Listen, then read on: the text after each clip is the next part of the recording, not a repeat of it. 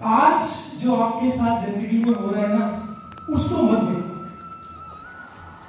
अगर मुझे कृष्ण पे यकीन है तो फिर वो पूरा ही होना चाहिए ना।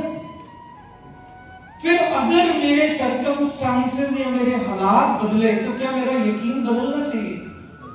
आज कृष्ण पे है, कल को किसी और पे हो जाए, परसों किसी और पे हो जाए, फिर ये कैसा यकीन हुआ? यकीन तो ऐसा होना चाहिए कि हालात चाहे जो कुछ मर्जी हो वो फिर बदलना ही चाहिए ना। तो जब उन्होंने जन्म लिया, वो अपनी पूरी जिंदगी गुजार के गए, हालांकि परमात्मा है, ईश्वर है, लेकिन उनकी जिंदगी में भी बहुत सारी ऐसी चीजें हुई जिनसे हम सीखना चाहें तो बहुत कुछ सीख सकते हैं। हम लोग तब खुश होते हैं जब चीजें हमारे अकॉर्डिंगली होती हैं, अनुसार होती हैं, लेकिन मुझे लगता है जब हमारे अनुसार नहीं भी होती ना, तब भी हमारा यकीन नहीं टूटना चाहिए। 5000 साल पहले उन्होंने जिंदगी की हर समस्या का समाधान भागवत गीता के रूप में दे दिया। 5000 साल पहले आपकी सारी लाइफ की सारी प्रॉब्लम्स उसके अंदर है। एक बड़ी फेमस लाइन है भागवत गीता की, आपने सबने सुनी होगी कि तू कर्म कर, फल की इच्छा मत कर। लेकिन बिना फल के हमें कुछ समझ नहीं आता, मिलेगा भी। कोई कभी पेड़ बना के आएगा, कुछ नहीं समझ आता है। हम तो पहले ये देखते हैं आएगा क्या। तो वो ये नहीं कह रहे कि फल नहीं मिलेगा, उनका मतलब ये नहीं है कि फल की इच्छा मत रख कि फल ही नहीं मिलना। थोड़ा मतलब पहली बार बात सुनते हैं तो ऐसे लगता है कि फल की इच्छा नहीं करनी थी, फल मैं अपने आप दे दूंगा, है ना। लेकिन ऐसा नहीं है कि फल नहीं मिलेगा, मिलेगा, वो हमारे कर्म के अनुसार मिलेगा। अब कर्म क्या है? मैं किसी को मार रहा हूं, राइट, तो वो भी एक कर्म है। मैं किसी को मार रहा हूं, ये अच्छा कर्म है या बुरा कर्म है? बुरा कर्म है। लेकिन मैं जिसको मार रहा हूं वो शख्स किसी के साथ गलत कर रहा था, मैं इसलिए उसको मार रहा हूं। अब बताइए ये अच्छा कर्म है या गलत कर्म? वो इंसान किसी की इज्जत लूट रहा था, मैं इसलिए मार रहा हूं। वो इंसान किसी के साथ गलत कर रहा था, मैं इसलिए मार रहा हूं। बताइए मेरा कर्म अच्छा है या गलत है? अच्छा कर्म। अच्छा है, और मैं मार ही रहा हूं। एक कर्म होता है जो हम फिजिकली करते हैं। मैं भी मार रहा हूं, मैं अपने फायदे के लिए मार रहा हूं, कोई दूसरा भी मार रहा है, वो किसी की इज्जत लुट रही थी इसलिए मार रहा है, किसी की जान बचाने के लिए मार रहा है। तो दोनों कर्म ही कर रहे हैं, लेकिन एक अच्छा कर्म कर रहा है, एक बुरा कर्म कर रहा है। रिजल्ट कैसे मिलेंगे? मेरे कर्म के अनुसार नहीं मिलेंगे। मैं क्या कर्म कर रहा हूं, किस नियत से कर रहा हूं, उसके अनुसार मिलेंगे।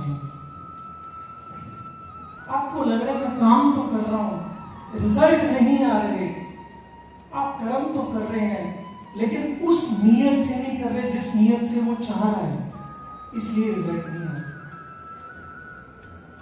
समझ पा रहे मेरी बात को? एक वो कर्म है जो हम अपनी बॉडी के साथ करते हैं, एक वो कर्म है जो हम बोल के करते हैं, और एक सबसे बड़ा कर्म होता है जो यहां से करते हैं, यहां से, नियत से।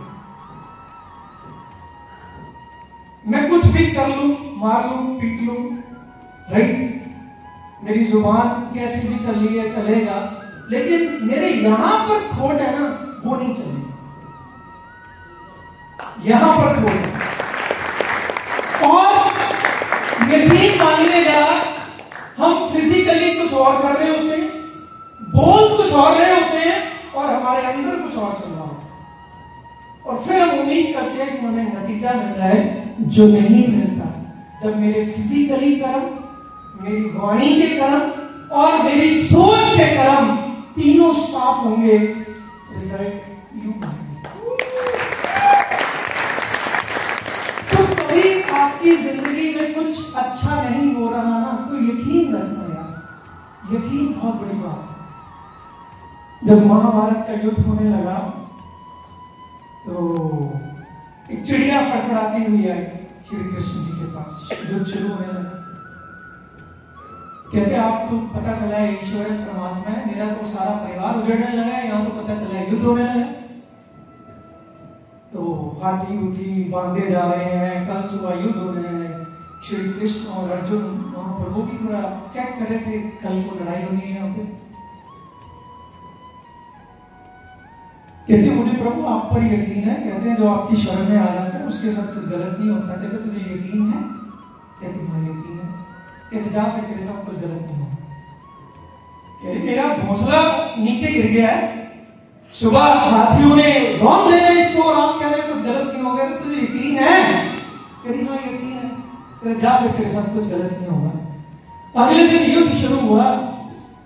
उन्होंने अर्जुन से तीर मांगा, कहते तीर दे देना। आपने तो बोला था लड़ूंगा, दे तो सही। उन्होंने दूर एक हाथी खड़ा था, हाथी के गले के अंदर एक बड़ी सारी घंटी बंधी हुई थी। तीर मारा और जाके घंटी पे लगा, घंटी नीचे गिर गई। अर्जुन उसमें लग गया। गुरुदेव आपको तीर चलाना नहीं आता, कहां निशाना मार रहे हो? हाथी मारना तो मुझे बोल दो, मैं बोल कहते नहीं बस जो करना था काम हो गया, चल युद्ध की तैयारी कर। युद्ध हुआ। कहते हैं 18 दिन युद्ध चला। युद्ध खत्म होने के बाद सब खत्म हो गया। दोबारा फिर श्री कृष्ण और अर्जुन उसी रणभूमि में खड़े थे और रणभूमि में जाकर कहते अर्जुन वो ना एक घंटी पड़ी है उसको उठा ले। सर खत्म हो गया, गुजरे क्या करना है, उठा लो। जैसे उन्होंने वो घंटी उड़ाई, चिड़िया और उसके कितने सारे बच्चे उसमें से उड़ा के फड़फड़ा के उड़ के आसमान की तरफ चले गए। 18 दिन महाभारत के युद्ध के अंदर उस चिड़िया के और उसके बच्चों को कोई बिगाड़ नहीं सका, उनका कुछ भी, कोई उनका बाल नहीं बांका कर सका। ये होता है एक प्रभु की कृपा और उस चिड़िया का विश्वास। अगर यकीन किया है हेल्थ टॉनिक के ऊपर तो मेरी आपसे हाथ जोड़ के गुजारिश है, पूरा कीजिएगा, अधूरा मत करना है। टूटने नहीं देंगे। ये मैं नहीं कह रहा, ये मैं किसी के बिहाफ पर कह रहा हूं और जिनके बिहाफ पर मैं कह रहा हूं मैं यकीन करता हूं वो हमारा नहीं टूटने देंगे और हम आपका नहीं टूटने। मुझे लग रहा है जिंदगी में सबसे इंपॉर्टेंट होता है आपका साथी कौन है। दुर्योधन ने कर्णी सेना चुनी जो कि बहुत बड़ी सेना थी और अर्जुन ने कृष्ण को चुना। वो बिना लड़े भी 5 पांडवों के साथ युद्ध जीत गए और दुर्योधन 100 भाई थे और कर्णी सेना लेकर भी हार गए। साथी की इतनी इंपॉर्टेंस होती है जिंदगी में।